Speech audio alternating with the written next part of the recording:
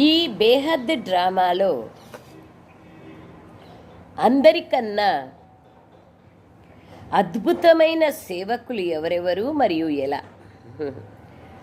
ఈ బేహద్ డ్రామాలో అందరికన్నా అద్భుతమైన సేవకులు ఎవరెవరు మరియు ఎలా? జవాబు: ఈ పాత ప్రపంచాన్ని శుభ్రం చేసే అందరికన్నా అద్భుతమైన సేవకులు ప్రకృతి వైపరీత్యాలే. భూమి కంపిస్తుంది, వరదలు వస్తాయి, అంతా శుభ్రమైపోతుంది.